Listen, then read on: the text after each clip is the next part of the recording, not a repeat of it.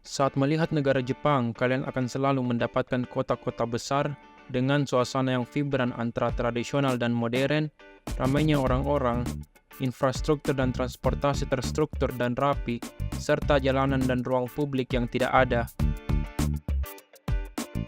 sampah. Ya, bukan tidak ada, tapi sangat sedikit, bahkan tidak terlihat kotor. Jika dibandingkan dengan kota di Amerika Serikat, China, Indonesia, dan negara besar lainnya, bisa dikatakan kalau Jepang adalah negara yang sangat bersih untuk ukurannya. Kebersihan di Jepang adalah salah satu yang sering diberitakan di mana-mana, dikagumi oleh orang-orang yang ingin ke sana. Kebersihan yang terkenal selama bertahun-tahun hingga sekarang. Dan bagaimana negara Jepang bisa bersih ini adalah sesuatu yang sebenarnya sangat bisa ditiru oleh negara lainnya.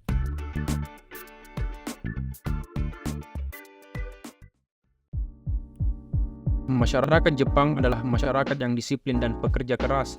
Dalam hal ruang publik, orang-orang Jepang cukup sadar akan tanggung jawab masing-masing untuk membersihkan dan melestarikan lingkungannya. Budaya ini sudah diajarkan ke orang-orang Jepang sejak masih kecil. Pada pendidikan Jepang di sekolah dasar, mereka diberi arahan membersihkan diri sendiri. Anak-anak diberikan instruksi untuk membersihkan piring dan meja sendiri setelah makan siang, membersihkan kelas bersama-sama, dan menjaga lingkungan sekolah dari sampah-sampah. Pada sisi lainnya, kalian akan selalu mendapati budaya ini di semua aspek di lapisan masyarakat Jepang.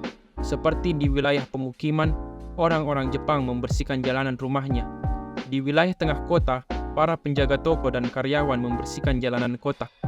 Kadang-kala juga pemilik bisnis mendorong karyawannya untuk mengikuti program pembersihan area yang bekerja sama dengan pemerintah lokal.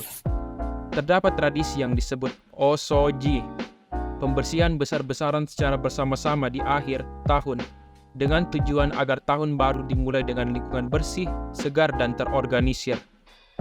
Jepang adalah negara dengan teknologi yang maju, jadi mudah mendapatkan peralatan otomatis canggih untuk menjaga kebersihan di ruang publik, seperti robot otomatis dan kendaraan seperti ini. Juga dijumpai grup yang terdiri dari orang lansia berseragam membersihkan ruang publik. Ini secara manual. Mereka disebut Silver Jinzai. Banyaknya grup-grup kebersihan lingkungan di Jepang berpengaruh besar pada kebersihan di Jepang. Bahkan ada grup yang dipekerjakan oleh pemerintah untuk membersihkan permen karet di jalanan. Dengan itu, tidak aneh jika Jepang terlihat sangat bersih. Bahkan got-got di sana diisi oleh ikan koi.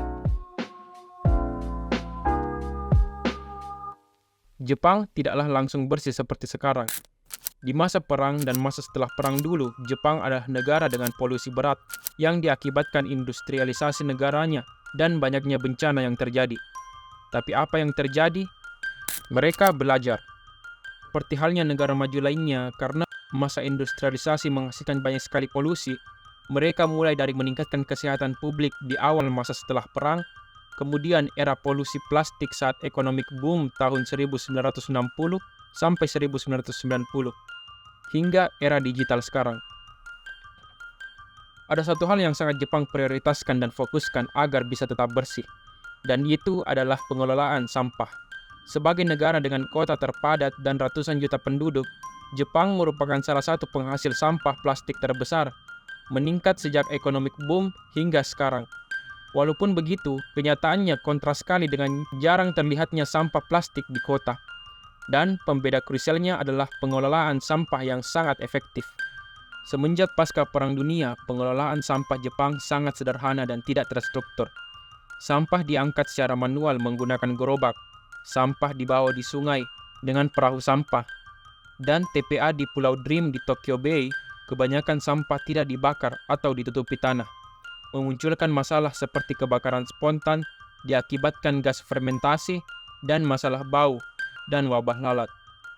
Untuk memperbaiki masalah berat ini, pemerintah Jepang melakukan langkah besar, dimulai dengan mengeluarkan aturan Public Cleansing Act tahun 1954 untuk mengorganisir kewajiban nasional dan prefektur untuk memfasilitasi dan bekerja bersama masyarakat dalam pengelolaan sampah. Kemudian diikuti dengan aturan selanjutnya untuk meningkatkan fasilitas lingkungan hidup, dan instalasi pengolahan limbah kelima dibangun di Tokyo tahun 1958 dengan 6 tungku pembakaran besar Pengenalan truk sampah merupakan konsep desain baru saat itu, membantu mendorong pengolahan otomatis efisien dengan pengumpulan dan transportasi sampah bersih. Di era selanjutnya, banyak aturan-aturan yang ditetapkan sesuai dengan permasalahan pada era itu. Hingga saat sekarang di abad ke-21 dengan pengenalan Sound Material Cycle Society sebagai transformasi dari Mass Consumption Society, hal ini ditandai dengan pengembangan dari 3R dan Proper Waste Disposal. Ini sangat berdampak pada kehidupan Jepang, bahkan di dunia. Banyak inovasi-inovasi yang muncul semenjak program ini dijalankan, dan sepertinya akan terus berkembang. Pemilahan sampah menjadi sangat efektif dalam pengembangan pengolahan limbah Jepang. Jepang sangatlah maju di bidang ini, dikarenakan juga keinginan besar warganya untuk berpartisipasi bersama dengan pemerintahnya. Di Jepang, pengolahan limbah publik umumnya adalah tanggung jawab pemerintah. Tapi terdapat collected waste yang dikelola oleh warga yang dinamakan gomitoban, yaitu mengumpulkan dan mengorganisasi sampah di tempat yang spesifik dan biasanya ditutup dengan net agar tidak terhambur.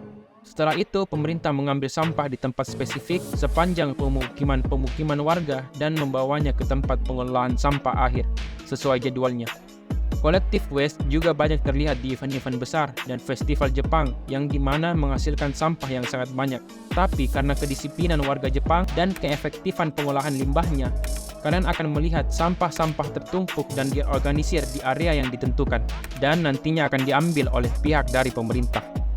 Ya, walaupun mayoritas orang Jepang lebih suka membawa sampahnya sendiri pulang ke rumah mereka, budaya kedisiplinan dan kebersihan orang Jepang ini bahkan terlihat di luar negaranya. Contohnya Piala Dunia. Satu hal yang perlu disinggung juga yaitu terbentuknya budaya ini juga tidak terlepas dari peran agama yang ada di Jepang yang membentuk karakter yang sadar akan kebersihan dari agama Buddhism dan Shinto. Di Shinto, membersihkan bumi sangatlah kuat hubungannya dengan ritual penyucian, disebut juga harae, penyucian dari polusi atau dosa dan ketidakbersihan. Makanya di Jepang kalian diwajibkan membersihkan diri sebelum masuk ke sebuah kuil. Tapi saya kira semua agama mengajarkan kebersihan, kita saja yang ingin menerapkannya atau tidak. Beberapa hal unik di Jepang seperti toilet transparan, kemasan plastik daur ulang, dan masih banyak lagi.